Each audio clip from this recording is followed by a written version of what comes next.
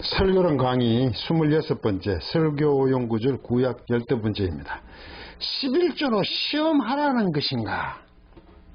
말라기 3장 10절입니다. 잘 아시는 구절이죠.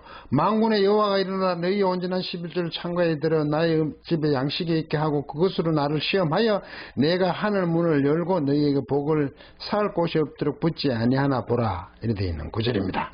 이 본문 구절은 11조에 관하여 언급할 때 자주 인용되는 구절로 헌금 설교에 우선적으로 차지하는 구절입니다. 심지어 11조 헌금 봉투에 인쇄된 문구이기도 합니다.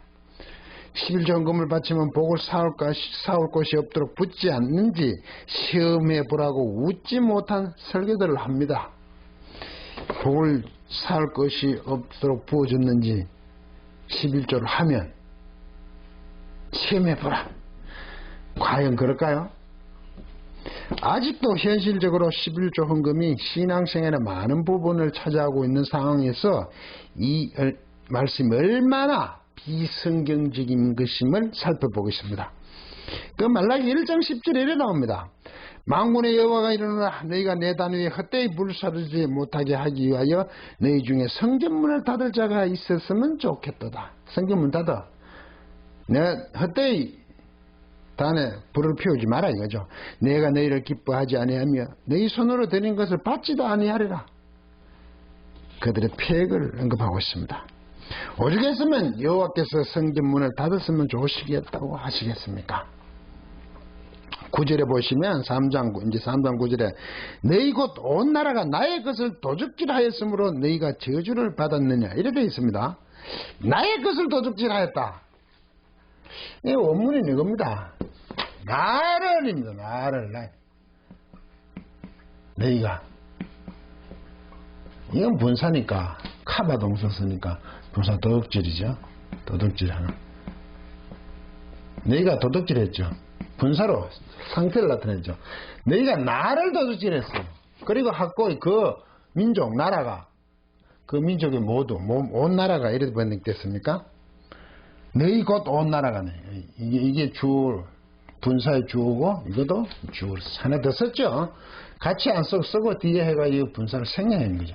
나를 도둑질하였습니다. 나를 본문은 나를 하나님을 도둑질하였단 말이죠. 그런데 번역은 나의 것으로 했지 이걸. 이건 좀 다릅니다. 번역이 이래 돼 있어요. 나를 도둑질하였다. 그럼 일부분은 했죠. 나를 도둑질한 것을 나의 것을 도둑질했으면 축소된 번역이 되어버렸죠. 왜 그래 그 번역을 했냐 하면 이유는 이렇습니다.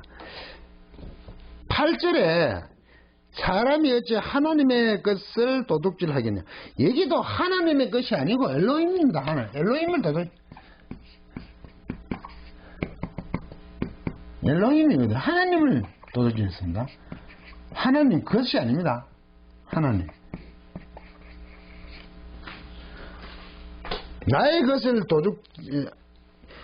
너희가 어찌 하나님의 것을 도둑질하겠느냐. 그리고 이스라엘이 얘기하는데 하나님 것이 아니고 어떻게 하나님을 우리가 도둑질하겠습니까? 원문이 똑같습니다. 나를 하나님이죠.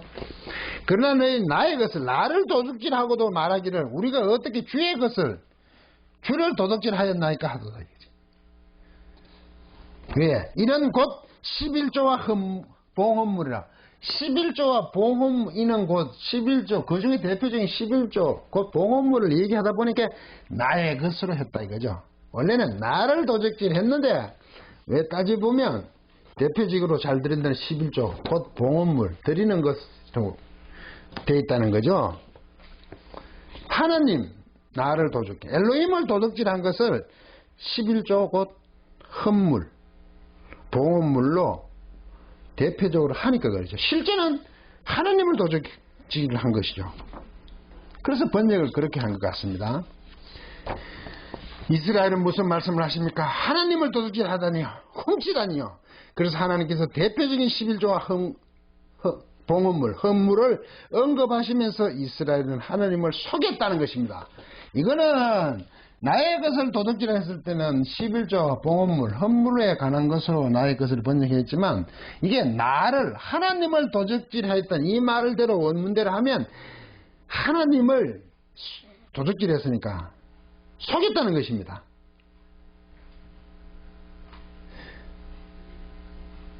나와 맺은 언약을 준행하지도 않고 자기들 마음대로 행하였다는 것입니다. 나를 훔쳤다는 것은 나를 속이는 것이고 맺은 언약도 준행하지 않고 자기들 마음대로 하더라 이거죠. 그렇게 해놓고도 어떻게 주의 이름을 멸시하였으며 어떻게 주를 더럽게 하였나이까? 1장 6절에서 7절입니다. 심지어 우리가 어떻게 여호와를 괴로우시게 하였으며 공의의 하나님이 어디 계시냐? 2장 17절입니다. 하더란 말입니다. 어불성설이죠. 그렇게 패역한 이스라엘 향해 여호와께서 말씀하십니다. 오늘 3장 10절에 있는 11조에 대한 얘기죠. 이 원문 직역을 한번 했습니다. 너희는 그 11조의 모두를 보물 곡간의 집에 들어가게 시키라.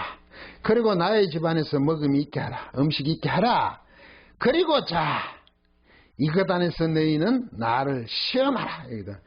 군대들인 여호와께서 여호와 군대 여호와가 말한다. 이래 돼 있어요. 그러고 나서 이렇게 나옵니다. 이래 나옵니다. 이게 만약입니다. 만약 우리말 번역은 조금 언역을 만약로 never 하지 않는다면 뭘 하지 않는다면 내가 열지 않는다면 이럽니다. 내일을 위하여 에따 아룸부터 하늘의 문들입니다. 문들 창문들이죠. 문들을 너희를 위해서 만약 내가 열지 않는다면 그리고 너희를 위해서 내가 비울 것이라면 이릅니다. 내가 비운다. 텅텅 비지 않네. 그 시 라면이겠죠. 이게 만약 라면이니까 내가 문을 열지 않고 하늘 창문을 열지 않고 내가 비울 것이라면 이죠. 너희를 위하여 복을 비운다는 얻게 한다는 거죠. 뭐까지 충분함이 다함이 없을 때까지. 이 말은 만약에 너희들의 복을 비운다니 다함이 충분함이 꽉 차지할 때까지 비운다는 것은 너희를 위해서 그 복을 충분하게 하지 않는다면이죠. 않는다면입니다. 만약 그러면 시험해보라는 거죠. 이 말은 다시 말해 나의 곳간의 모든 그리고 온전한 11조로 들어가게 시키라. 채워보라 이죠. 그리고 자 원문이 있습니다. 자 바라건대 자 그래서 어떻게 하냐? 바라건대 이것으로 무엇으로 만약 내가 하늘의 창들을 열지 않을 것이고 너희에게 복을 비울 것이라면 나를 시험하라는 것입니다. 채우지 못하면 해보라는 것입니다. 강조하기 위한 부정의 가정문을 긍정문으로 바꾸면 이래 됩니다. 여호와께서 모든 온전한 11조를 드리면 반드시 복을 채워주시기 때문에 시험할 필요가 없다는 것입니다. 반드시 채운다는 거죠. 비오지 않잖아요. 복을요. 모든 게 충분할 때까지 내가 비온다면 비온다면이니까 만약이니까 반드시 내가 너희를 채운다. 근데 시험하라고 얘기해주면 만약으로 되어 있으니까 반 동사에서 만약으로 있으니까 이것은 시험할 필요가 없다는 거죠. 반드시 그렇게 채운다는 얘기입니다. 여호와께서 패역한 이스라엘에게 다시 한번 대표적인 11조와 헌금을 두고 언급하신 것입니다.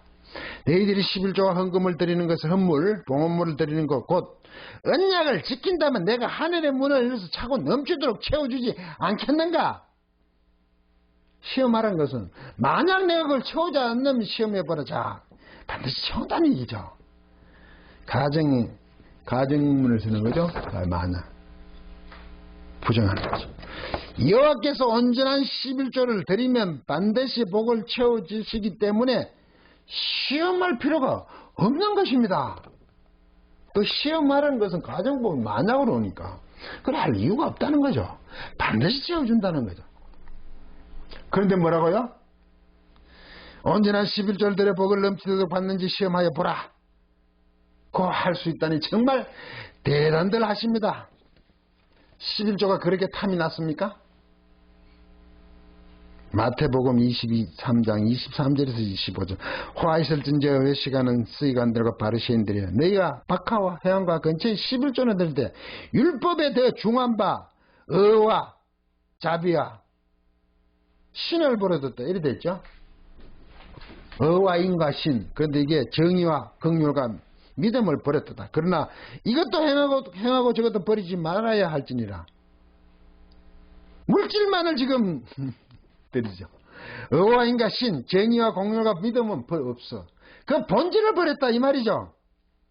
그래서 둘 다 하라는 거죠. 이래 되면 온전히 하라는 거 아닙니까? 맹인된 인도자여 하루살이는 걸러내고 낙타는 삼키는 도다. 25절. 화 있을진저 외식하는 서기관과 바리새인들이여, 장과 대접의 것은 깨끗이 하되 그 안에는 탐욕과 방탕으로 가득하도다. 26절. 눈문 바리새인이여, 너는 먼저 안을 깨끗이 하라. 그리하면 겉도 깨끗하리라 되어 있습니다. 11조를 들어 정말 우리의 하나님이신지 시험해 볼까는 아닙니다. 절대 아닙니다.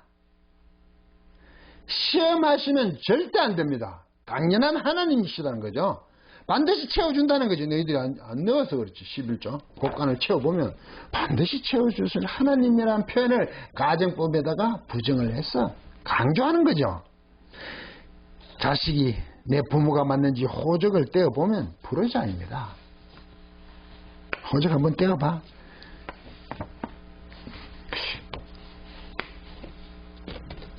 그런 경우가 있을 수가 있겠죠. 정말 내 부모가 맞아. 나 여호와는 너희의 하나님이 맞다고 하시는 말씀입니다. 변함이 없으시다는 말씀입니다. 그러므로 4장 4절에 보시면 너희는 내가 호렙에서 온 이스라엘을 위하여 내 종 모세에게 명한 법 곧 율례와 법들을 기억하라. 나와 맺은 언약을 기억하고 돌아오라는 것입니다. 이 구절은 11절 가지고 채워나 안 채워주나 하나님을 시험해볼까? 우리 하나님 맞아. 그게 아니라 나와 맺은 그 언약을 기억하고 회개하라. 돌아오라는 거죠. 하나님을 도둑질한 패역한 이스라엘에게 나와 맺은 언약의 회복을 촉구하시는 것입니다. 끝까지 강의를 들어주셔서 고맙습니다.